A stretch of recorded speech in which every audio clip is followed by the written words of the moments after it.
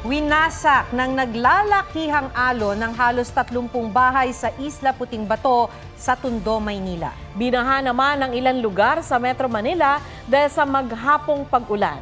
May report si Rafi Tima.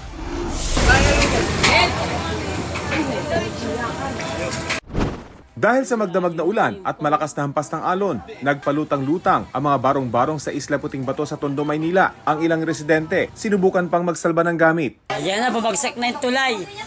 Ay, may dugo?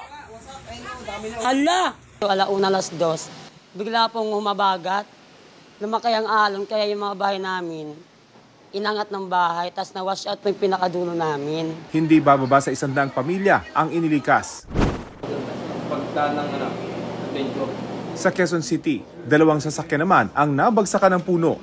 Gutter deep ang baha sa ilang lugar sa Timog Avenue, corner Scout Tobias. Mas mataas ang baha sa Araneta Avenue. Ang SUV na ito sa Amoranto Street tumirik na kaya itinulak na lang. Sa Mandaluyong, 2 poste ang bumagsak. Sa Parañaque, nagpabaha ang magdamagang ulan. Sa Taft Avenue, pahirapan ang pag-uwi ng mga commuter. Ang mga di naman binabahang lugar sa Malabon, nalubog din dahil sa di pa rin naaayos na floodgate.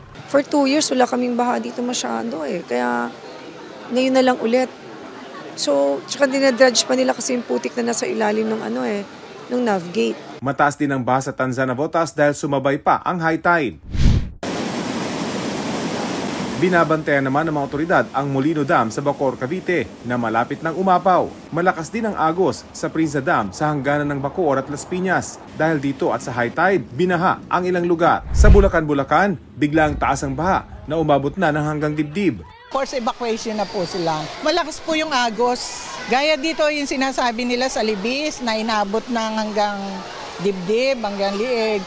Aabot sa 43 pamilya o 181 na individual ang inilikas sa Taliptip Elementary School. Non-stop naman daw ang pagtatrabaho ng Meralco para maibalik ang supply ng kuryente sa mga lugar na apektado ng bagyo sa NCR, Cavite, Laguna at Rizal. Rafi Tima nagbabalita para sa GMA Integrated News. Huwag magpahuli sa mga balitang dapat ninyong malaman. Mag-subscribe sa GMA Integrated News sa YouTube. Sa mga kapuso abroad, subaybayan nyo kami sa GMA Pinoy TV at sa www.gmanews.tv.